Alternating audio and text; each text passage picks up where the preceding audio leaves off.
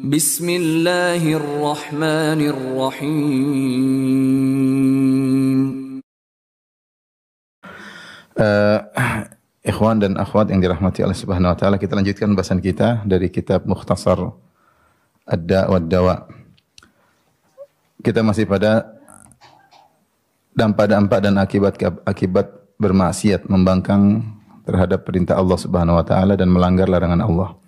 Kata Imam Ibnu Qayyim rahimahullahu taala, wa minha wa huwa min akhwafiha 'alal 'abdi. Di antara dampak maksiat yang paling berbahaya kepada seorang hamba, annaha tud'iful qalba an iradatihi. Maksiat tersebut menjadikan hati lemah untuk menginginkan kebaikan. Jadi hatinya punya sifat condong untuk ingin kebaikan, gara-gara dia maksiat, keinginan tersebut melemah. Fataqwa iradatul ma'siyah. Sebaliknya, kecondongan untuk bermaksiat semakin tinggi. Semakin tinggi. Ya, karena hati tersebut sudah merasa nyaman dengan maksiat.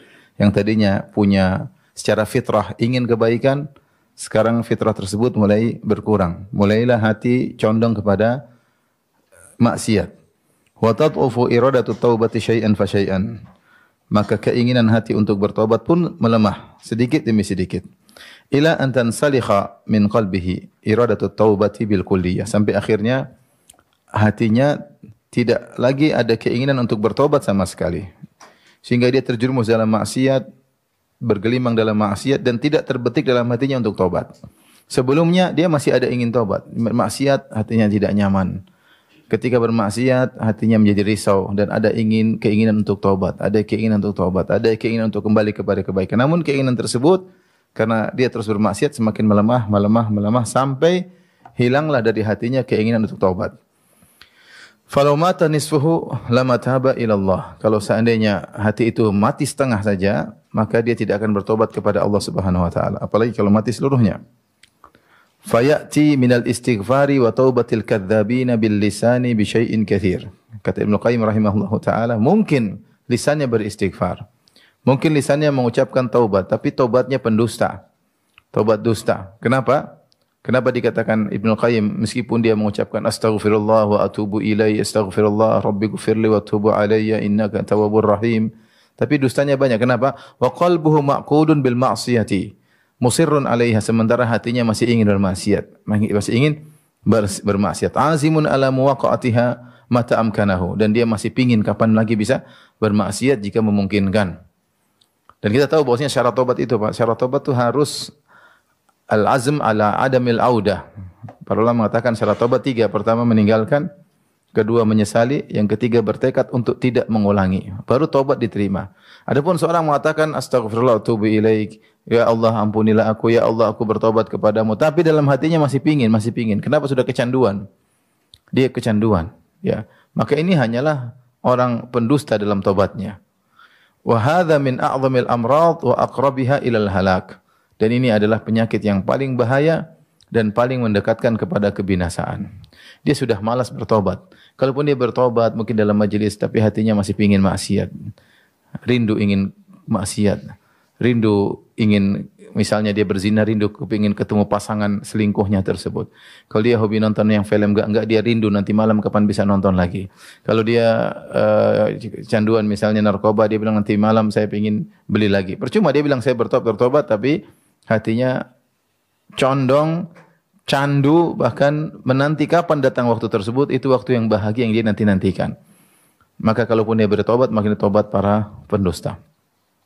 Ini subhanallah di antara perkara yang sangat ditakutkan Ibnu Qayyim. Orang kalau fitrahnya masih baik, ketika dia melakukan maksiat, dia pasti dia ada rasa enggak enak, dia pasti ada kegelisahan. Dia pasti kenapa saya kok begini? Mungkin dia mencela, kenapa saya kok begini? Saya ingin seperti dulu tapi saya tidak bisa. Ini sudah hilang semuanya, sudah enggak ada. Hatinya sudah rusak. Sehingga keinginan bertobat pun hilang. Kalaupun dia bertobat hanya dusta. Waliyadzubillah. Tapi yang kedua, wa minha annahu yansalikhu minal qalbi istikbahuha fatasiru lahu 'adatan. Ini juga sangat berbahaya. Ketika seorang senantiasa bermaksiat, sebenarnya hati itu punya fitrah membenci maksiat tersebut. membenci maksiat tersebut. Tapi lama-lama kebencian tersebut mulai hilang. Mulai hilang. Tadinya benci maksiat, tapi dia karena sudah kecanduan, dia tahu ini jelek. Tapi karena dia kecanduan, mulailah rasa jelek terhadap maksiat tersebut mulai hilang. Fala yastakhbihu min nafsihi ru'yatan nasi lahu wala kalamuhum fihi. Akhirnya lama-lama dia cuek aja, dia tidak merasa dirinya harus malu. Ketika dia melakukan maksiat dilihat orang, dia pun tidak malu. Bahkan ketika orang-orang ngomongin dia pun cuek. Ya, dia pun cuek. Wa hadza inda arbabil fusuqi huwa ghayatu tahattuk wa tamamul ladzah. Maka kondisi seperti ini di sisi para pelaku kefasikan, bos-bos kefasikan yang suka melakukan kemaksiatan, makinlah puncak daripada merobek rasa malu. Ya, dia sudah tidak punya rasa malu, dia robek rasa malu. Wa tamamul ladzah, bahkan dia merasa berlezat-lezat ketika disaksikan oleh orang lain. Seperti yang kita lihat zaman sekarang. Kita lihat beberapa kejadian orang kemudian dia melakukan maksiat, mungkin dia berzina, mungkin dia melakukan hal yang tidak senonoh, dia shooting dirinya kemudian dia sebar. Dia tidak langsung begitu, ya. Tapi perlahan-lahan tadinya dia enggak enak, dia malu ketakutan orang, lama-lama sudah tidak ada rasa lagi bahwa perbuatan itu buruk. Lama-lama dia malah senang kalau dilihat orang, lama-lama dia malah ceritakan kepada orang, lama-lama dia banggakan kepada orang lain maksiat yang dia lakukan, lama-lama dia shooting, dia sebar. Ya. Wa yuhadditsu biha man lam ya'lam annahu amilaha. Maka karena dia sudah tidak punya malu lagi, bahkan dia merasa lezat dengan dilihat oleh orang, akhirnya dia cerita kepada orang lain. Orang yang tidak tahu maksiat yang dia lakukan. Fayaqul, maka dia berkata, ya fulan, amiltu kadza wa kadza. Wahai fulan, saya telah melakukan maksiat ini dan itu. Padahal orang tersebut tidak tahu. Inilah yang disebutkan oleh Nabi sallallahu alaihi wasallam dalam hadis, kama qala Nabi sallallahu alaihi wasallam, Rasulullah SAW bersabda, kullu ummati mu'afan illal mujahirin. Semua umatku mu'afa. Mu'afa itu dari al-afiyah, yaitu selamat. Sebagian orang menterjemahkan setiap umatku dimaafkan. Salah. Bukan ma'ufun anha, tapi bahasa Arabnya kullu ummati mu'afan. Mu'afan itu dari al-afiyah. Setiap umatku selamat. Meskipun konsekuensi selamat dimaafkan. Seluruh umatku akan selamat. Maksudnya selamat dari azab neraka jahanam, selamat dari siksa kubur misalnya, selamat dari azab hukuman di dunia, illal mujahirin, kecuali orang yang terang-terangan bermaksiat, mereka tidak selamat. Tidak selamat di dunia, tidak selamat di alam barzah, tidak selamat di akhirat kelak. Wa inna minal ijhar an yasturallahu al-abda thumma yusbihu yafdahu nafsahu. Hukum asal namanya mujaharah itu apa? Melakukan maksiat terang-terangan seperti tadi. Dia melakukan maksiat kemudian live shooting apa yang dia sedang lakukan. Dia minum khamar kemudian dia shooting, dia sebarin di grup-grup atau dia sebarkan ke media medsos. Ini namanya mujaharah, terang-terangan. Tetapi ternyata di antara bentuk terang-terangan ada juga yang Nabi ajar, yang Nabi jelaskan, yaitu seorang melakukan maksiat, Allah tutup maksiatnya, mungkin dia di kamar sendirian, mungkin dia lagi di luar negeri, mungkin dia lagi di mana. Malam hari dia bermaksiat sendirian. Tsumma yusbihu, kemudian di subuh hari, yafdahu nafsahu, ternyata dia mempermalukan dirinya, wa yaqulu, dia cerita sama orang, ya fulan amiltu yauma kadza wa kadza kadza wa kadza. Wahai fulan, sungguhnya saya pernah di hari ini, di hari itu, waktu ini, waktu saya melakukan gini-gini. Fayahtiku nafsahu, maka dia rabek tirai rasa malu dirinya, wa qad bata yasturuhu rabbuhu, padahal tadi malam Allah telah menutup aibnya, dia bongkar sendiri. Ini di antara dampak maksiat yang sangat buruk, yang tadinya benci kepada kemaksiatan akhirnya hilang rasa kebencian tersebut. Yang tadinya rasa malu, akhirnya rasa malu tersebut hilang. Ya. Dan itu tahap demi tahap, ya, demi tahap. Makanya kalau kita lihat ada orang yang nekat misalnya minum khamar terang-terangan, buka aurat, joget-joget, memamerkan keindahan tubuhnya, itu tidak langsung begitu, ya. Tapi dia ada tahapan. Tahapan mulai rasa malu dicabut sedikit demi sedikit, sedikit demi sedikit, sedikit demi sedikit. Mulai hilang rasa malunya. Mulai pamer di depan 1, 2 orang, 3 orang, akhirnya ribuan orang, akhirnya tidak punya rasa malu sama sekali. Orang ngomongin dia cuek aja, ketawa-ketawa. Itu orang zina dengan cuek-cuek aja. Lihatlah sebagian orang-orang tukang korupsi, rasa malunya udah hilang. Ya. Malunya udah hilang. Bahkan ditangkap korupsi masih gini-gini. Ketangkap korupsi, tidak punya rasa malu, masih gaya-gaya begini. Tidak ada rasa malu. Saya pernah pergi ke penjara suka miskin, ketemu koruptor-koruptor. Sebagian mereka dengan gayanya begini. Masih sombong, subhanallah. Tidak ada kelihatan wajah menyesal, habis makan uang rakyat, tidak ada sama sekali. Dia enggak tahu itu hisabnya panjang. Dia enggak tahu akan nuntut kepada dia banyak orang. Ya, dia enggak tahu dia akan sengsara di alam barzah. Sekarang pun dia sudah gelisah, tapi rasa malu sudah hilang. Sudah hilang. Dan bukti lagi, betapa banyak orang dikorupsi, sudah ditangkap, keluar, masih nyalon lagi. Tidak punya rasa malu. Itu di antara akibat maksiat. Di antara akibat maksiat. Tidak punya rasa malu. Ya. Kemudian juga sebagian artis selingkuh sama ini, udah ketahuan selingkuh lagi, enggak ada masalah. Enggak ada masalah. Kenapa rasa malu sudah dicabut? Orang mau ngomongin dia malah enjoy, malah senang kalau diomongin. Kalau bisa menjadi buah bibir. Itu tidak terjadi begitu saja, tapi tahapan. Waliyadzubillah, mengerikan. Dia menyangka dengan begitu dia bahagia. Kebahagiaan itu seorang wanita di rumahnya, baca Al-Quran, melayani suami, ngurus anak-anak, ketawa dengan keluarga, itu kebahagiaan, bukan menjadi buah bibir orang. Taib. Wa minha, di antara dampak buruk kemaksiatan. Anna kulla ma'siyatin minal ma'asi hiya mirathun an ummatin minal umam allati ahlakaha Allahu azza wa jalla. Sungguhnya setiap maksiat itu adalah warisan dari umat-umat yang Allah binasakan.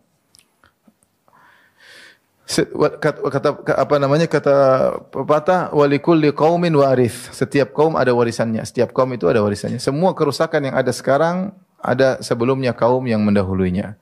Dan semua kebaikan yang terjadi sekarang ada juga pendahulunya yang baik-baik. Seperti para nabi, para rasul, mereka mewariskan ilmu yang bermanfaat.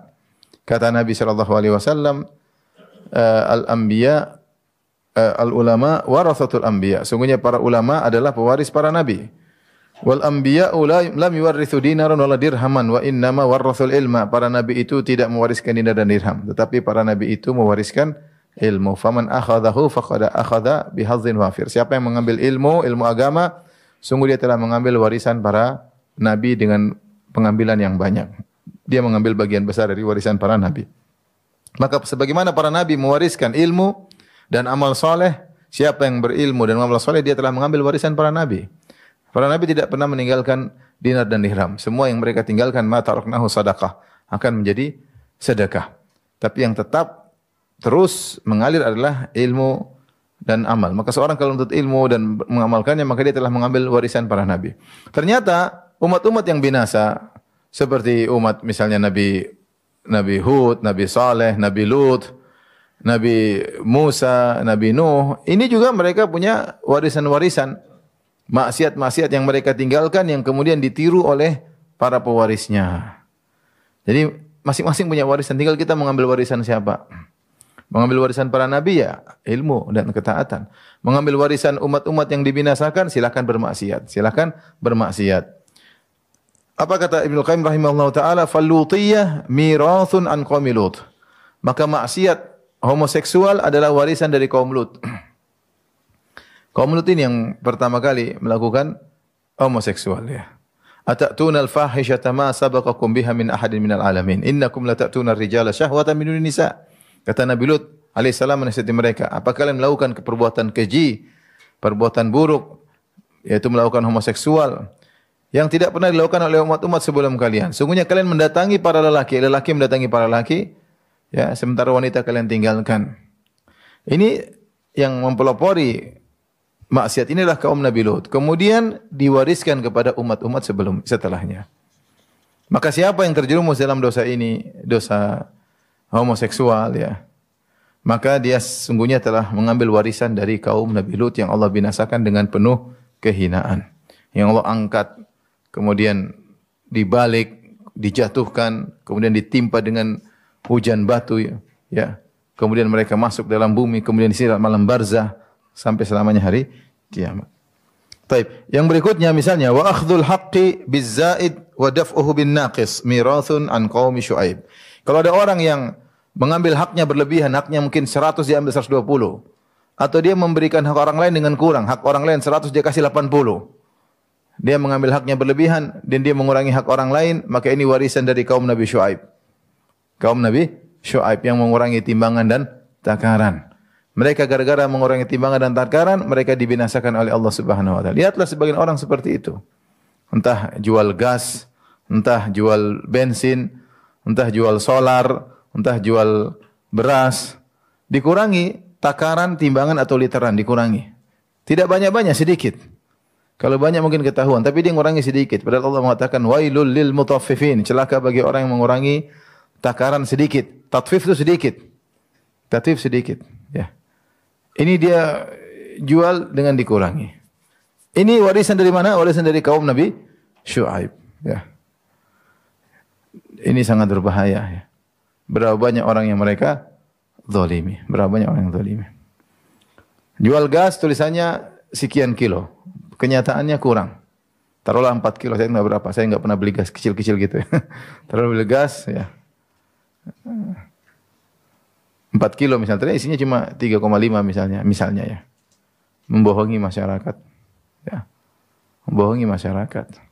Mau untung berapa sih? Untung juga buat apa? Buat makan, mau beli mobil, terus sudah.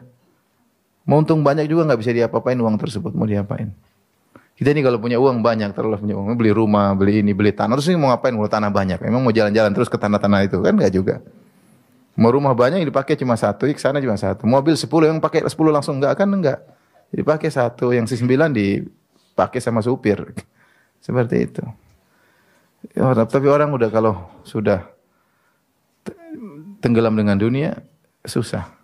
Makanya Syuaib mengatakan kepada kaumnya, baqiyatullahi khairul lakum. Sungguhnya yang kalian miliki sudah baik.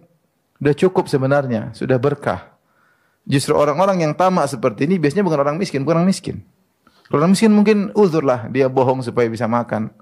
Ini bukan, dia udah kekenyangan sebenarnya. Tapi dia bohong ngurangi takaran, bukan orang miskin, sudah berlebihan. Tapi tadi sudah dapat warisan mau diapain? Warisannya kaum Nabi Syuaib. Dapat warisan bohongin orang, warisan ngurangi takaran. Warisan ngurangi timbangan. Kemudian wal ulu fil ardi bil fasadi mirathun an qaumi fir'aun. Yang berikutnya di antara warisan umat-umat yang dibinasakan adalah sombong di atas muka bumi dan melakukan kerusakan. Inilah warisan dari kaum Fir'aun. Fir'aun sombong, ya. Ala fil ardi, sombong di atas muka bumi. Kemudian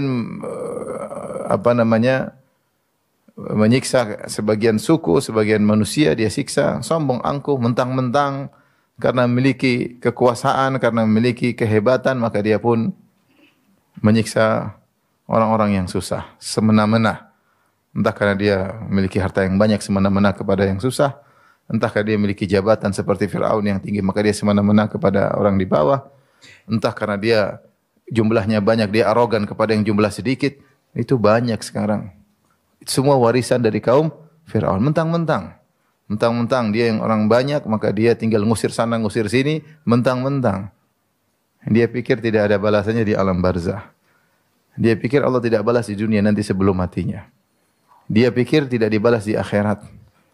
Mentang-mentang arogan. Itu banyak. Mentang-mentang anak pejabat lah, mentang-mentang organisasinya besar lah, mentang-mentang waliyadzubillah. Ini semua warisan dari siapa? Kaum Fir'aun. Ya. Sombong dan angkuh. Sombong dengan jabatannya, sombong dengan sukunya, sombong dengan nasabnya, sombong dengan organisasinya, sombong dengan jabatannya. Mau sampai kapan sombong? Ada waktunya kesombongan semua tersebut harus ditinggalkan. Kemudian ada tinggal hisab. Tinggal hisab. Sama, ya. Kesombongan tersebut juga adalah warisan dari kaum Hud. Wa takabburu wa tajabburu mirathun an qaumi Hud. Sungguhnya kesombongan, keangkuhan adalah warisan dari kaum Hud. Kaum Hud yang diberi kelebihan oleh Allah berupa kekuatan yang hebat dengan tubuh yang besar. Ya, Allah menyebutkan wazadahum fil khalqi bastah. Ya, wazadakum fil khalqi bastah. Allah tambah tubuh yang hebat kepada kaum Hud. Saking hebatnya tubuh mereka, mereka merasa mereka yang paling kuat dan mereka sombong. Kata Allah Subhanahu wa taala, wa amma 'adun fastakbaru fil ardi bighairil haqqi wa qalu man asyaddu minna quwwah. Adapun kaum 'Ad yaitu kaumnya Nabi Hud alaihissalam, maka mereka sombong di atas muka bumi tanpa hak untuk sombong. Wa qalu man asyaddu minna quwwah, kata mereka siapa yang lebih kuat daripada kami? Saking mereka mentang-mentang badannya besar, kuat.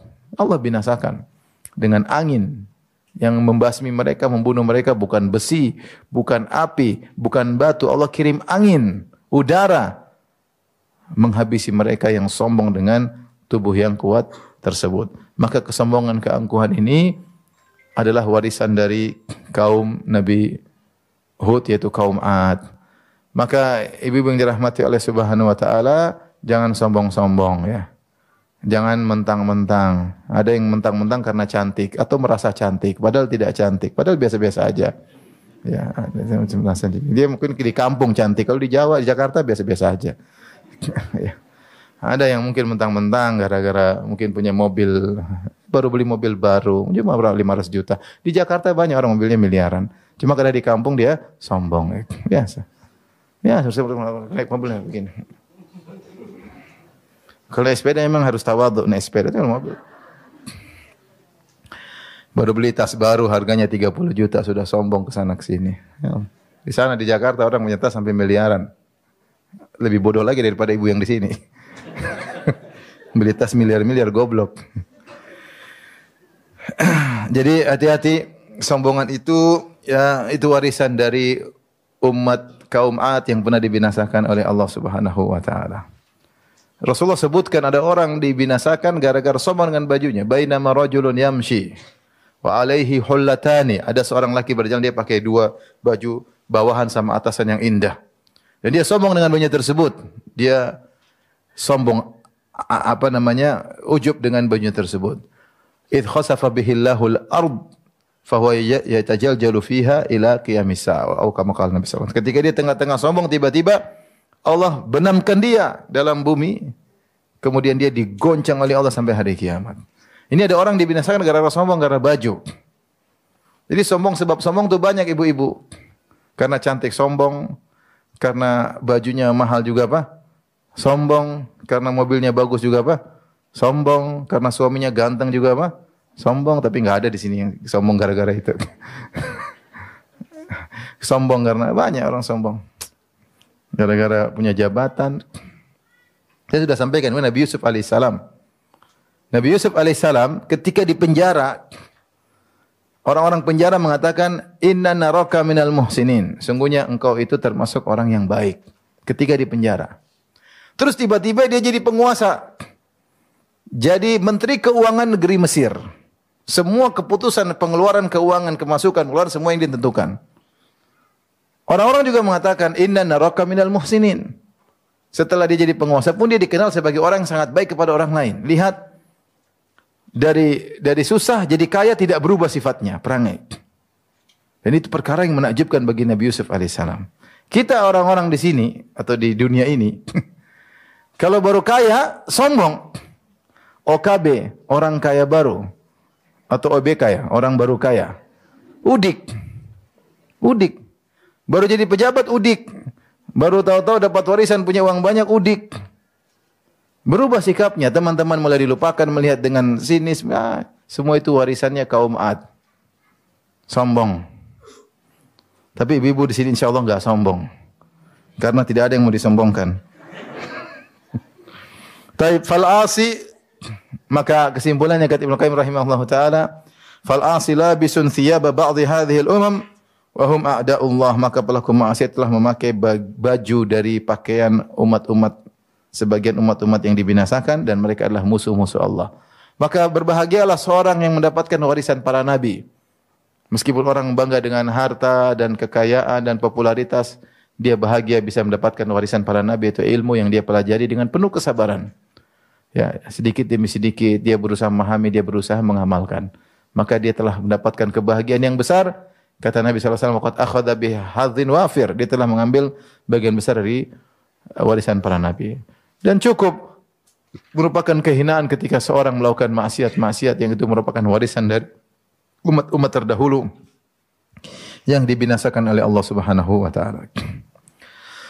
Baik, kita lanjutkan. Kata Ibnu Qayyim rahimahullahu taala, "Wa minha annal ma'siyata sababun li hawanil 'abdi 'ala rabbih wa suqutihi min 'ainihi." Pelaku maksiat maksiat adalah sebab hinanya seorang hamba di sisi Allah dan jatuhlah dia dari mata Allah Subhanahu wa taala. Tadinya Allah muliakan dia. Tadinya Allah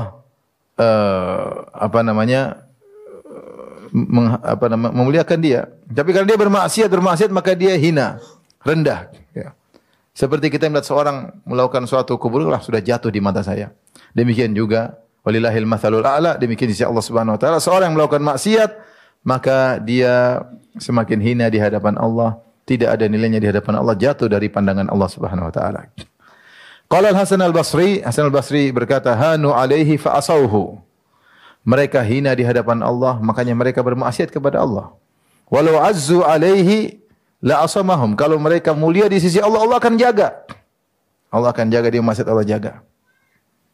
Ya, seperti tadi pagi sudah kita bahas bagaimana Allah menyelamatkan Nabi Yusuf alaihissalam. Kata Allah, "Kadzalika linasrifa anhu su'a wal fahsya, innahu min ibadinal mukhlasin." Sungguh kami ingin memalingkan Yusuf dari perbuatan keji dan perbuatan zina. Padahal dia sudah digoda luar biasa oleh Zulaikha dalam kesendirian. Kemudian Zulaikha cantiknya luar biasa, kemudian sudah menghias dirinya cantik dan kecantikan, orang kaya dan yang lainnya. Tapi Yusuf selamat. Kenapa? Karena dia sangat bernilai di sisi Allah Subhanahu wa taala. Kenapa? Dia ikhlas kepada Allah Subhanahu wa taala. Artinya Ibnu Qayyim mengatakan, sebagian dinukil perkataan Hasan al-Basri, kalau orang hina di hadapan Allah, Allah akan biarkan dia maksiat. Ngapain dijaga orang ini? Maksiat, semakin menumpuk-numpuk dosa. Tapi kalau orang mulia di sisi Allah, Allah akan jaga. Allah akan jaga. Kalaupun dia terjerumus, dia akan segera bertobat kepada. Berarti dia dimuliakan oleh Allah, disayang oleh Allah. Maka siapa yang bermaksiat, maksiat adalah sebab hinanya, jatuhnya seorang hamba dari pandangan Rabb-nya. Makanya ibu-ibu yang sudah rajin baca Quran, rajin ngaji, jangan bermaksiat. Ibu-ibu jadi hina di hadapan Allah. Kalau sudah hina ditinggalkan oleh Allah, kalau ditinggalkan oleh Allah, hidup ini susah. Mau kaya, mau cantik, susah. Hati gelisah. Maka kalau ingin tetap merasa dekat dengan Allah, dimuliakan oleh Allah, kalau maksiat segera bertobat. Ya, segera bertobat. Kurangi maksiat, ya. Hati-hati jangan nonton sembarangan, jangan gibah sembarangan, ya. Jangan jelek-jelekin orang, ya. Jangan merendahkan orang, apalagi merendahkan suami. Enggak boleh. Wa idza hanal abdu 'ala Allah lam yukrimhu ahadun. Kata Ibnu Qayyim, jika hamba sudah hina di hadapan Allah, maka tidak seorang pun akan memuliakan dia. Berarti ini perkataan yang perlu kita renungkan. Kata beliau, kalau seorang sudah hina di hadapan Allah, tidak ada yang memuliakan dia. Kama qala Allah Ta'ala, sebagai firman Allah Subhanahu wa taala, "Wa man yuhinillahu fama lahu min mukrim." Siapa yang Allah hinakan, maka tidak ada yang memuliakan dia. Wa in 'azzamahumun nasu fi adh-dhahir li hajatin ilaihim aw khaufan min syarrihim fahum fi qulubihim akhqaru syai'in wa ahwanuhu. Meskipun orang-orang mungkin mengagungkan dia secara zahir, dia diagungkan oleh orang-orang. Kenapa? Karena orang-orang itu butuh sama dia. Butuh, ada keperluan dunia, atau karena takut dizalimi sama dia, maka mereka menghormati, mereka ini hormat semua. Kenapa? Ada kebutuhan, keperluan dunia semua. Bukan karena zat dia mulia, bukan. Tapi dia diagungkan karena ada keperluan atau takut dizalimi. Padahal dalam hati masyarakat itu hina. Masyarakat ini orang hina. Cuma karena ada keperluan makanya diagung-agungkan. Atau mungkin yang memuliakan dia orang sama dia, itu mungkin sesama dia, ya sama-sama ya, tukang maksiat, ya. Maka saling menghormati di antara mereka. Tapi intinya kita juga menjelaskan orang yang bermaksiat terhina di sisi Allah. Semakin banyak maksiat semakin hina. Sehingga akhirnya Allah tinggalkan. Dia dibiarkan tenggelam dalam maksiat, ya. Tidak dijaga oleh Allah Subhanahu wa taala. Kemudian berikutnya wa minha, di antara dampak maksiat, annal abda la yazalu yartakibu dzamba hatta yahuna alaihi wa yasghura fi qalbihi. Seorang hamba terus melakukan dosa-dosa sehingga dosa-dosa tersebut menjadi ringan di hatinya dan menjadi kecil di hatinya. Wa dzalika alamatul halak, yaitu meremehkan maksiat. Maksiat tadi merasa besar bagi dia, rasa akhirnya biasa. Seperti orang ketika mungkin mau korupsi, pertama ambil dikit deg-degan. Tapi terus lama-lama biasa semua orang juga korupsi, semua orang juga dia merasa ringan. Tidak ada deg-degan lagi. Sinyal dari hatinya untuk menegur sudah hilang. Kenapa lama-lama dia biasa dengan maksiat. Seorang mungkin bohong, kalau dia bohong dia merasa gelisah. Aduh saya tadi bohong. Aduh saya salah ngomong. Itu kalau pertama kali bohong. Aduh saya tadi bohongin suami. Tapi sudah 10 kali bohong, biasa aja. Sudah terbiasa. Atau seorang suami bohongin istri. Aduh saya tadi bohongin istri saya. Bohongin istri saya. Saya bohongin teman saya. Tapi lama-lama sekali, 2 kali, 7 kali, 10 kali, 20 kali, udah biasa. Enggak ada. Ya. Dan ini adalah tanda kebinasaan kata Ibnu Qayyim rahimahullah taala. Fa inna dzamba, perhatikan kaidah. Fa inna dzamba kullama saghara fi ainil abdi azuma indallah. Sungguhnya dosa itu kaidah. Semakin kecil di mata seseorang, maka dia semakin besar dosanya di mata Allah. Semakin diremehkan oleh seorang, semakin besar di sisi Allah Subhanahu wa taala. Ada 2 orang melakukan maksiat yang sama misalnya. Sama-sama berzina misalnya, waliyadzubillah. Yang satu berzina tapi dia merasa berdosa, satu zina biasa aja. Ini dosanya lebih besar. Kenapa dosa lebih besar? Karena dia ketika melakukan maksiat dia meremehkan dosa tersebut. Semakin dia meremehkan satu dosa, maka semakin besar dosanya, hukumannya di sisi Allah Subhanahu wa taala. Wa qad dzakara al-Bukhari fi sahihihi an Ibnu Mas'ud. Al-Imam Al-Bukhari telah menyebutkan athar dari Ibnu Mas'ud. Qala innal mu'mina yara dhunubahu ka'annaha fi asli jabalin yakhafu an yaqa alaih. Seorang mukmin itu melihat dosa yang dilakukan seakan-akan dia sedang di bawah gunung. Gunung di atasnya di bawah, di lereng gunung. Yakhafu an yaqa alaih, atau dia merasa dia sedang di bawah gunung, gunung siap jatuh menimpanya. Takut kapan-kapan suatu detik saja gunung bisa jatuh menimpanya. Maka dia selalu takut dengan dosa yang dilakukan. Seorang mukmin bukan tidak berdosa. Seorang mukmin terjerumus dalam dosa, tapi dia merasa takut. Dia deg-degan, dia takut ketahuan, takut. Dia merasa takut, tidak nyaman hatinya. Wa innal fajira yara dhunubahu kadzubabin waqa'a al-anfihi faqala biha kadza fatara. Adapun orang fajir, dia lihat dosa-dosanya, dia remehkan seperti lalat yang ada di hidungnya kemudian dia gini kan, maka lalat terbang. Ya masalah kecil. Seperti lalat nempel di hidungnya kemudian dia giniin, lalat pergi, selesai. Ini selesai. Ya ini di antara dampak maksiat. Akhirnya dosa-dosa tersebut dianggap ringan, perkara sepele, sehingga dia lakukan lagi. Tapi kalau orang beriman dia merasa besar. Apa kata Anas bin Malik radhiyallahu taala anhu? Innakum la ta'maluna a'malan hiya adaqu 'alaikum minasy-sya'r wa kunna 'ala ahdi Rasulullah sallallahu alaihi wasallam na'udduha minal mubiqat. Kata Anas bin Malik, kalian sungguh melakukan dosa-dosa yang kalian remehkan, kalian anggap lebih tipis daripada rambut, selai rambut. Ringan. Padahal kami dulu di zaman Nabi sallallahu alaihi wasallam kami menganggap dosa-dosa tersebut termasuk perkara-perkara yang membinasakan. Akibat apa? Akibat melakukan maksiat sehingga maksiat dianggap sepele. Biasa itu biasa. Bohong biasa. Suap biasa, korupsi biasa, nipu orang biasa, jadi biasa. Minta-minta enggak punya malu juga biasa, udah biasa. Baik, yang berikutnya, wa minha anna ghairahu minan nas wad dawabi ya'udu alaihi syu'mu dhunubihi. Di antara dampak buruk maksiat ternyata bukan mengenai dia saja, tapi orang-orang yang di sekitar dia, hewan juga merasakan syu'mu dhunubihi, yaitu keburukan dampak maksiat yang dilakukan. Fayahtariku huwa wa ghairuhu bi syu'mi dhunubi wa dzulm. Akhirnya yang terbakar bukan cuma dia saja, dia dan selainnya juga ikut terbakar gara-gara dosa yang dia lakukan. Kok bisa demikian? Kita bacakan. Wa qala Mujahid menjelaskan, Mujahid bin Jabar, muridnya Ibnu Abbas, seorang tabi'in rahimahullahu taala. Innal bahaima tal'anu usata bani Adam. Sungguhnya hewan-hewan melaknat tukang maksiat dari kalangan anak-anak Adam. Hewan-hewan melaknat. Kenapa? Idza syaddas sanatu, ketika semakin parah musim kemarau. Wa amsakal matar, akhirnya hujan pun tidak turun. Wa taqulu hadza bi syu'mi ma'siyati bani Adam. Ini semua gara-gara anak Adam. Mereka tukang maksiat, hujan tidak turun. Yang kekurangan air bukan cuma mereka, kita juga hewan-hewan. Ini contoh. Kita juga hewan-hewan juga merasakan dampak. Contoh di keluarga ada seorang suami punya anak istri. Suaminya tukang maksiat sehingga hartanya seret, susah. Yang susah istri dan anak-anaknya. Yang susah istri dan anak-anaknya. Istri anak juga kena dampak maksiat yang dia lakukan. Ya, kena dampak.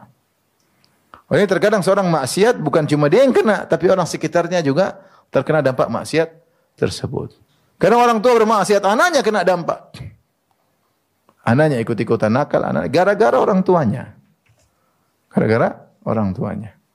Oleh karenanya pelaku dosa itu bukan cuma kena dia. Dari sini sebenarnya menyebutkan kenapa ketika Rasulullah menyebutkan tentang keutamaan orang yang berilmu. Kata Nabi sallallahu alaihi wasallam, "Wa innal alim la yastaghfiru lahu man fis samawati man fil ardi hatta al-hitani fil bahr." Sungguhnya orang alim itu akan dimohonkan ampunan, semua mendoakannya di langit maupun di bumi mendoakan ampunan buatnya sampai ikan di lautan. Maka timbul pertanyaan, kenapa ikan di lautan mendoakan orang alim? Kata para ulama, karena ikan di lautan pun merasakan dampak kebaikan orang alim. Kenapa orang alim akan melarang orang-orang yang melakukan maksiat? Sehingga kalau ketika orang-orang bertakwa, Allah akan bukakan kebaikan langit dari langit dan bumi. Walau anna ahlal qura amanu wattaqau la fatahna 'alaihim barakatim minas sama'i wal ard. Kalau seandainya penduduk suatu negeri bertakwa, kami akan berikan, curahkan keberkahan langit dan bumi. Tapi kalau orang bermaksiat, apa yang terjadi? Zaharal fasadu fil barri wal bahri. Akan nampak kerusakan di lautan. Dan kalau sudah nampak kerusakan di lautan, ikan juga kena dampak. Ya, seperti tadi Ibnu Qayyim sudah jelaskan. Gara-gara manusia bermaksiat, hujan tidak turun-turun. Yang ikut merana adalah hewan-hewan juga. Maka seorang berfikir jangan dia mau menang sendiri, dia mau lezat-lezat sendiri, dia mau maksiat sendiri, dia mau nonton seenaknya. Ingat, istri anaknya juga kena dampak. Ingat. Dia mau lihat cewek-cewek yang haram untuk dia lihat, ya. Kali bersendirian. Ingat, bukan cuma kena kamu aja, kena anak istri juga gara-gara kamu. Ibu juga gitu, ibu-ibu ya. Jangan kemudian buka Facebook, kemudian teman-teman lama, cowok-cowok lama. Ini cowok saya pertama, cowok saya kedua. Qadarullah dapat cowok ketujuh suami saya. Nah, iya, kemudian dia mulai menghayal yang hal-hal yang haram, kemudian dampaknya nanti kena suami dan anak-anak juga. Maka seorang jangan egois untuk merasakan kelezatan, berdampak pada orang-orang di sekitarnya. Hati-hati ibu-ibu, ini dunia medsos, dunia maksiat. Ya, dunia maksiat. Jangan gara-gara kita ingin menyenangkan diri kita, kemudian berdampak pada anak-anak kita. Kasihan anak-anak kita. Ya. Anak kita, kasihan keluarga kita, waspada. Tapi yang berikutnya, wa minha annal ma'siyata turithu dhulla wa la budda. Fa innal 'izza kullal 'izzi fi ta'atillah. Sungguhnya maksiat itu akan mewariskan kehinaan, kerendahan. Seorang akan merasakan kehinaan ketika dia bermaksiat. Meskipun orang mengagungkan dia, dia tahu dirinya hina. Dia tahu. Mau dia paksa-paksakan jiwanya hebat? Enggak. Dia tahu jiwanya hina. Kenapa dia melanggar perintah-perintah Allah? Fa innal 'izza kullal 'izzi fi ta'atillah. Sungguhnya kejayaan dan kemuliaan dalam ketaatan kepada Allah. Sebaliknya orang, dia bertakwa meskipun orang depan dia, mungkin bos, mungkin pejabat, mungkin orang hebat, dia tetap merasa dirinya mulia. Kenapa? Dia dekat dengan Allah Subhanahu wa taala. Mungkin pakai kendaraan biasa, mungkin bajunya biasa, tapi dia merasa mulia. Kenapa? Karena dia taat kepada Allah dengan ketaatan yang benar. Sebaliknya seorang mungkin dia memiliki kemewahan, kekayaan, mungkin dihormati orang, tapi kalau dia bermaksiat, dia tahu jiwanya hina. Dia tahu. Kata Allah Subhanahu wa taala, "Man kana yuridul 'izzata falillahil 'izzatu jami'a." Siapa yang menghendaki kejayaan, maka kejayaan semuanya milik Allah Subhanahu wa taala. Ai falyatlubha bi ta'atillah, fa innahu la yajiduha illa fi ta'atihi. Maksudnya Allah mengatakan, maka carilah kejayaan dengan taat kepada Allah. Sungguhnya dia tidak akan mendapatkan kejayaan kecuali dengan taat kepada Allah Subhanahu wa taala. Wa kana min du'a'i ba'dhi salaf, sebagian para ulama salaf dahulu berdoa, Allahumma a'izzani bi ta'atik wa la tudhillani bi ma'siyatik. Ya Allah, muliakanlah aku dengan taat kepadamu dan jangan kau rendahkan aku dengan bermaksiat kepadamu. Berkata Hasan al-Basri. Wa qala Hasan al-Basri. Hasan al-Basri berkata, "Innahum wa in taqtaqat bihimul bighalu wa hamlajat bihimul baradhin inna dhullal ma'siyah la yufariqu qulubahum aballahu illa an yudhilla man asahu." Kata dia, ini tentang orang kaya yang bermaksiat. Kata sebasi, meskipun mereka ini orang yang menaiki tunggangan, yang begol kemudian mengapakkan kakinya untuk karena ada orang besar di atasnya, ya. Atau al-baradhin maksudnya adalah kuda atau begol. Itu dia tunggangan yang hebat. Yang orang tersebut mengepakkan kakinya. Intinya dia orang hebat. Orang semua lihat dia hebat karena dia tunggangan yang hebat, tunggangan yang mewah. Tetapi kata Hasan al-Basri, sungguhnya kehinaan maksiat tidak terlepas dari hati mereka. Tidak terlepas dari hati mereka. Allah tidak memberikan, Allah hanya memberikan kehinaan kepada orang yang bermaksiat kepadanya. Ini peringatan bagi kita bahwasanya meskipun kita memiliki sebab-sebab kejayaan secara duniawi, apa sebab-sebab kita jaya? Kita punya harta, kita punya jabatan, kita punya popularitas, orang hormat sama kita. Tapi kalau kita maksiat, yakinlah dalam diri kita itu hina. Kita tidak bisa hilang dari hati kita. Tidak bisa hilang. Meskipun kelihatannya mewah. Kalau zaman sekarang mobil mewah, turun dari mobil mewah, percuma. Kehinaan tersebut akan melekat di hati. Allah cabut kejayaan dari hatinya. Kenapa? Dia bermaksiat kepada Allah Subhanahu wa taala. Tanya seorang lelaki yang suka selingkuh, apa dia merasa hebat? Tidak.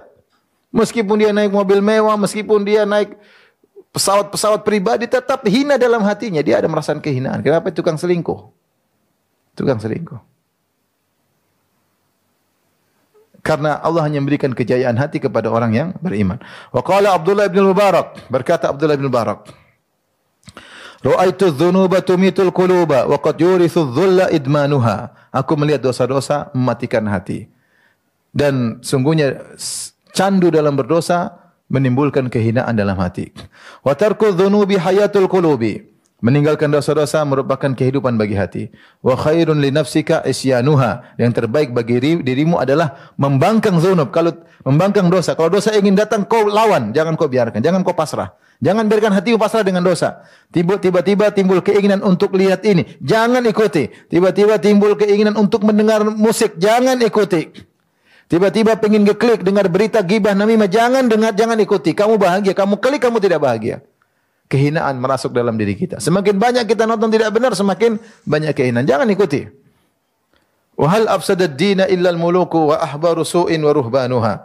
Tidakkah yang merusak agama kecuali para raja dan para ulama-ulama yang dan ahli ibadah yang buruk.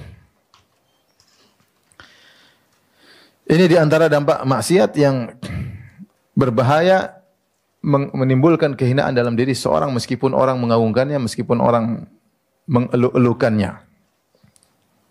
Taib. Berikutnya wa minha annal ma'asiyah tufsidul aql. Sungguhnya maksiat itu merusak akal. Fa inna lil aqli nuran wal ma'siyatu tudfi'u nural aql. Sungguhnya akal itu ada cahayanya. Dan maksiat akan memadamkan cahaya akal. Wala budda, dan pasti. Wa idza tufi'a nuruhu dha'ufa wa naqusa. Kalau cahaya akal sudah dimatikan, maka lemahlah akal tersebut dan kuranglah akal tersebut. Wa qala ba'dhu salaf, sebagian salaf berkata, ma asallaha ahadun hatta yaghiba aqluhu. Tidaklah seorang bermaksiat kecuali telah hilang akalnya, Ibnu Qayyim mengatakan bahwasanya orang kalau bermaksiat akalnya semakin kurang, ya. Bagaimana tidak akalnya kurang? Dia tahu kalau dia bermaksiat ini, maka banyak kebaikan yang hilang dari dia. Dia tahu kalau dia bermaksiat ini, bahwasanya malaikat mencatat apa yang dia lakukan. Dia tahu kalau dia bermaksiat, bahwasanya diterancam dengan neraka jahanam. Dia tahu kalau dia bermaksiat, maka Allah akan balas, bisa jadi hukum di dunia. Dia tahu kalau dia bermaksiat, Allah bisa cabut kenikmatan yang sedang dia rasakan. Tapi dia tetap ngeyel. Berarti akalnya nggak jalan. Akalnya nggak jalan. Oleh karena kalau orang bermaksiat, akalnya semakin lemah, semakin lemah. Ya. Oleh karenanya, kalau ingin cerdas dalam berfikir, terutama masalah-masalah agama, luas dalam memandang, ya, maka hendaknya dia bertakwa kepada Allah. Allah akan berikan firasat kepada dia sehingga pandangannya jauh, sehingga apa yang dia pikirkan kebaikan. Tapi kalau tidak, maka cahaya akal tersebut akan dipadamkan dengan maksiat yang dia lakukan. Dan itu benar, ya. Ini kita bicara tentang penuntut ilmu aja. Penuntut ilmu dua, yang satu sibuk bertakwa kepada Allah, salat malam. Allah akan berikan dia kemudahan untuk mencerna, untuk mengerti tentang fikih, bukan sekedar menghafal. Tapi yang satunya belajar tapi maksiat, susah, otaknya enggak jalan. Tidak dibukakan bagi dia ilmu cakrawala ilmu. Kata Allah Subhanahu wa taala, "Wattaqullah wa yu'allimukumullah." Bertakwalah kepada Allah, Allah akan ajarkan kepada engkau. Maka otaknya dibuat terbuka. Banyak cakrawala yang terbuka ketika dia berusaha bertakwa kepada Allah. Tapi kalau dia nuntut ilmu sambil nonton ini, tertutup. Dia mungkin hanya tekstual aja, tidak terbuka cakrawalanya. Kalau dia punya ilmu juga bikin musibah, tidak berkah. Dakwah di sana bikin ribut, dakwah sini bikin ribut. Sombong, angkuh, macam-macam penyakit. Maka jangan hilangkan cahaya akal dengan maksiat. Tapi yang berikutnya di antara dampak maksiat, wa minha anna dzunuba idza takatharat tubi ala qalbi sahibiha. Sungguhnya dosa-dosa itu jika semakin banyak, maka akan menempel pada hati pelakunya, jadi noda di hati pelakunya. Fakana minal ghafilin, akhirnya dia menjadi orang yang lalai. Orang lalai sibuk dengan lupa. Lalai itu lupa dari ingat Allah. Saking banyak maksiat sehingga dia lalai, mau baca Quran lalai, mau zikir lalai, mau ngaji lalai, mau bangun malam lalai. Mungkin dia tidak maksiat tapi dia lalai. Taruhlah dia tidak bermaksiat tapi dia terkena hukuman apa? Lalai. Senangnya pingin yang dunia-dunia melulu, senangnya pingin ke sana kemari melulu, senangnya pingin beli ini beli melulu, senangnya sudah itu dia jadi orang lalai. Kenapa? Berarti ada maksiat-maksiat yang sebelumnya dia lakukan sehingga dia dihukum oleh Allah dengan menjadi orang lalai. Ini taruhlah dia tidak bermaksiat. Taruhlah dia tidak bermaksiat saja, dia sudah banyak kerugian. Umur dia habiskan untuk perkara yang tidak ada manfaatnya. Otaknya lalai, tidak mau ingat Allah Subhanahu wa taala. Otaknya senang untuk mengingat duniawi, kesenangan duniawi, akhirnya dia pun kalau ingat Allah hanya sedikit-sedikit. Disempat-sempatin. Tapi kalau orang yang tidak bermaksiat selalu ingat Allah. Apa yang dia mau lihat, mau melakukan sesuatu dia ingat Allah, mau bicara dia ingat Allah, mau bersikap dia ingat Allah, mau ke sana dia ingat Allah, mau ke sini dia ingat Allah. Mau bicara sama istrinya dia ingat Allah, mau bicara sama suaminya dia ingat Allah, mau menyikapi anak-anak dia ingat Allah, semuanya dia ingat Allah. Tapi kalau dia tukang maksiat lalai. Tidak dihadirkan Allah dalam benaknya. Kenapa dia sering bermaksiat? Pikirannya sudah selesai. Lalai zikir, lalai baca Quran, lalai waktunya habis, umurnya habis. Dan semakin lalai tersebut hatinya semakin menghitam, kata Allah Subhanahu wa taala, kama qala ba'dhu salaf fi qoulihi, sebagaimana perkataan sebagian salaf terhadap firman Allah, kalla bal rana ala qulubi ma kanu yaksibun. Maka datanglah ron dalam hati mereka, itu hitam yang telah menutupi hati akibat dosa-dosa yang mereka lakukan. Qala huwa dzambu ba'da dzambi, itu dosa yang terus-menerus. Habis dosa, dosa lagi. Ya, sebagaimana dalam hadis kata Rasulullah sallam, innal abda idza adnaba dzamba nuqitat fi qalbihi nuqtatun sauda. Sungguhnya seorang hamba jika melakukan dosa maka distempel pada dirinya noda hitam. Semakin tambah dosa semakin banyak noda hitamnya. Kalau dia beristighfar maka suqila, maka berkurang noda tersebut. Tapi kalau sudah noda hitam tersebut menyeliputi hatinya, kalbunya, maka itulah ran. Itulah ran, noda hitam yang telah menyelimuti hati. Maka ini yang menjadikan orang suka lalai. Maka ibu-ibu yang dirahmati Allah Subhanahu wa taala, kita renungkan diri kita sejauh mana kita lalai. Mungkin karena maksiat yang kita lakukan. Coba kurang-kurangi bermedsos, Kurang-kurangi ngomongin orang. Kurang-kurangi membangkang sama suami, kurang-kurangi ya. Jangan-jangan gara-gara kita begitu akhirnya kita lalai ya. Ya, kurang-kurangi kita nonton drama Korea ya. Bukan dikurangi, hilangkan, jangan kurangi. Ustaz hari sekali aja, jangan berhenti. Jangan kurang-kurangi, berhenti. Kalau enggak nanti lalai. Coba renungkan keseharian ini saya ngapain? Banyak lalainya atau banyak zikirnya? Kalau banyak lalainya udah itu kita udah kena itu. Pikirannya apa? Sibuknya ke sini, mau ke sana, mau beli ini, mau beli anu, mau jalan ke sini. Ya, sudah itu. Itu udah lalai itu. Lalai. Sudah ke sana kemari mulai jadi bahan cerita berikutnya. Oh, saya kemarin ke sana, ke ini, beli anu, beli ini, pamer-pamer, selesai. Kalau enggak ke sana gibah sama ini, gibah sama sana, cerita sini, selesai, habis waktu. Ini orang lalai. Berarti ada maksiat yang kita lakukan. Segera kita introspeksi diri. Taib. Wa minha, di antara dampak maksiat, anna dzunuba tudkhilul 'abda tahta la'nati Rasulillah. Sebenarnya mengatakan ghaflah itu seperti kalau kita tubuh ada waktunya kita tidur, kita lupa. Hati pun demikian, ada waktunya tidur dia lalai, dia tidak ingat sama Allah, dia lalai. Sibuk karena sibuk dengan perkara-perkara yang banyak, lupa sama Allah Subhanahu wa taala. Itulah namanya lalai. Taib. Wa minha anna dzunuba tudkhilul 'abda tahta la'nati Rasulillah sallallahu alaihi wasallam. Di antara dampak maksiat, dosa-dosa itu memasukkan hamba terkena laknat Rasulullah. Orang yang melakukan dosa-dosa dia bisa terkena doa laknat Rasulullah sallallahu alaihi wasallam. Fa innahu la'ana ala ma'asin wa ghairuhu akbar minha. Ya, karena Rasulullah sallallahu alaihi wasallam melaknat maksiat-maksiat sementara ada maksiat yang lebih besar daripada maksiat-maksiat seperti itu.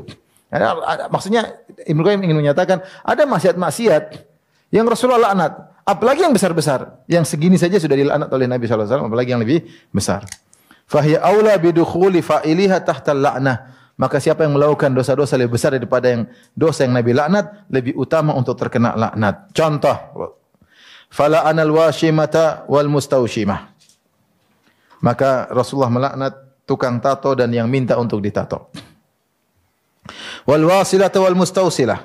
Rasulullah melaknat penyambung rambut dan wanita yang minta disambung apa? Rambutnya. Ini semua urusan kecantikan. Kecantikan bikin bahaya nih. Kecantikan yang tidak benar, tidak ikut aturan, membuat dia terlaknat oleh Allah Subhanahu wa taala.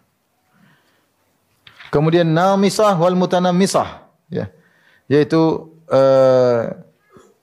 namisah yang mencabut bulu-bulu di wajahnya atau di ini dicabut semua. Ini juga terlaknat, dicabut bulu-bulu apa namanya alisnya. Dicabut kasih spidol. Spidol begini, spidol begini. Tidak cantik padahal enggak tahu orang-orang saya. Saya lihat dia tidak tertarik lihat kayak begitu. Cuma namanya kasih garis. Kecuali kalau mungkin dia ada penyakit. Ini enggak sengaja dia apa? Dia habis. Saya tahu ada yang berpenyakit ada. Tidak tumbuh sama sekali. Mungkin ada uzur, tapi ini enggak. Ini dia kikis, kemudian dia kasih spidol.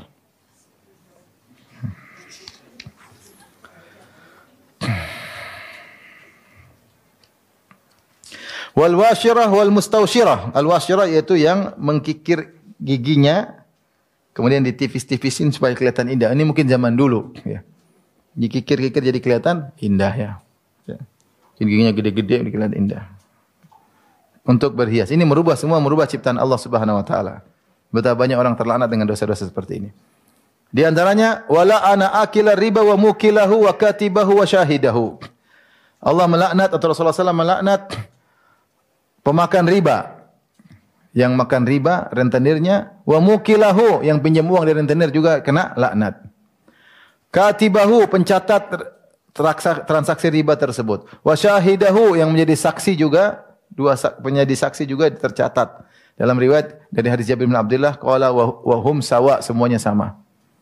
Betapa banyak yang seperti ini. Praktek riba menjadi pemberi bayaran konsumennya juga terkena laknat, notarisnya juga yang catat terkena apa?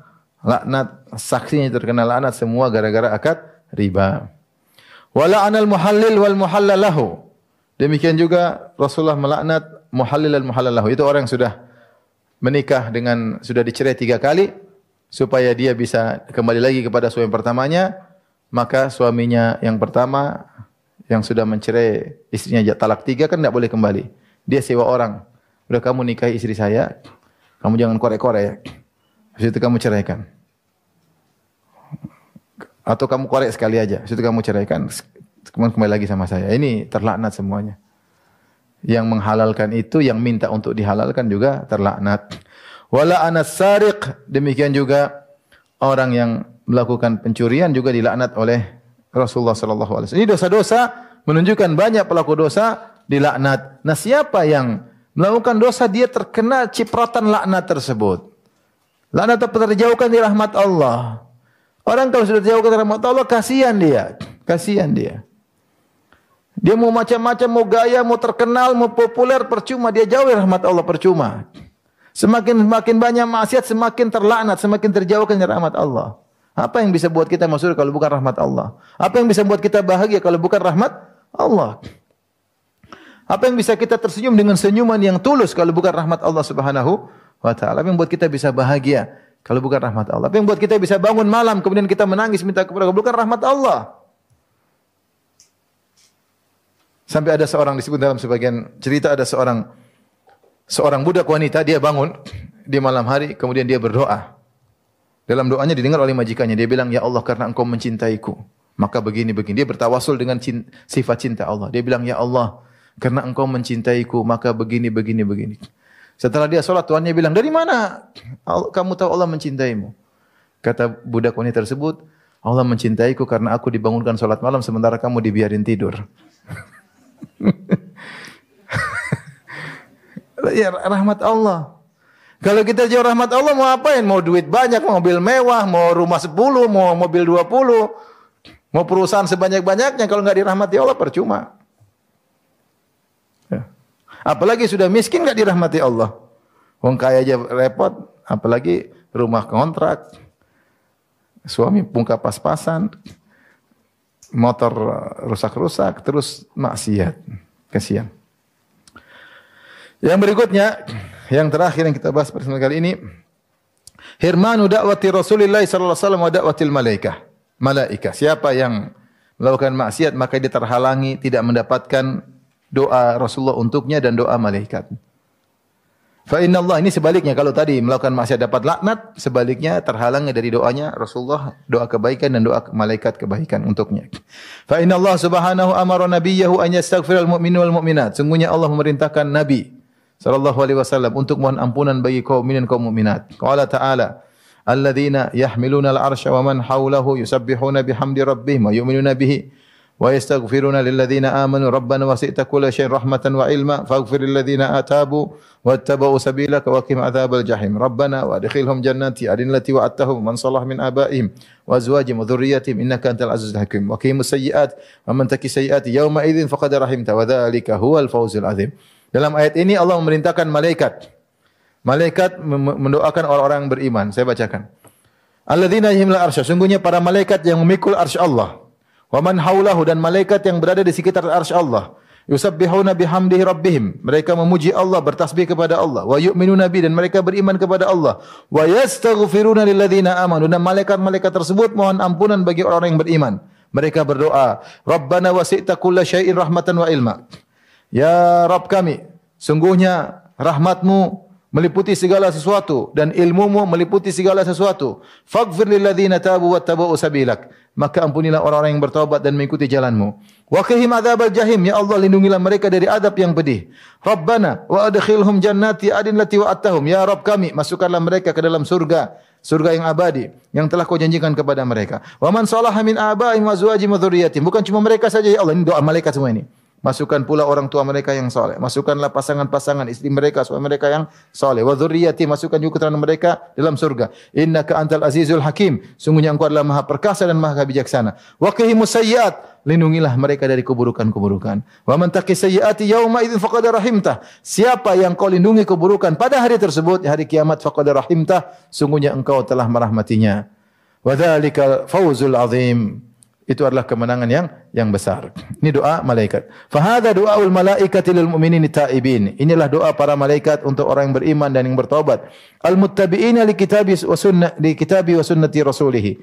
Yang mengikuti Al-Qur'an dan mengikuti sunnah Rasulullah sallallahu alaihi wasallam. Alladzina la sabila lahum ghairuhuma, yang tidak ada jalan bagi mereka kecuali hanya Al-Quran dan Sunnah. Mereka tidak punya jalan lain kecuali Al-Quran Sunnah, Al-Quran Sunnah, Al-Quran Sunnah. Fala yatma'u ghairu haula'i bi ijabati hadhihi da'wah idh la yattasifu bi sifatil mad'u'i lahu biha. Maka orang yang tidak memiliki sifat ini jangan berharap didoakan oleh para malaikat. Jangan berharap dikabulkan doa malaikat untuk mereka karena mereka tidak memiliki sifat-sifat ini. Wallahul musta'an, kepada Allah tempat mohon pertolongan. Ini yang bisa saya sampaikan pada kesempatan kali ini. Semoga Allah menjauhkan kita dari dosa-dosa, dan kalaupun kita berdosa segera kita dianugerahi bertobat kepada Allah Subhanahu wa taala. Tidak ada kata terlambat. Kita enggak tahu umur kita kapan selesai. Setiap hari kita semakin mendekat kepada Rabbul Alamin. Detik-detik dilewati, menit-menit, tahun-tahun, maka semakin dekat pertemuan kita dengan Allah Subhanahu wa taala.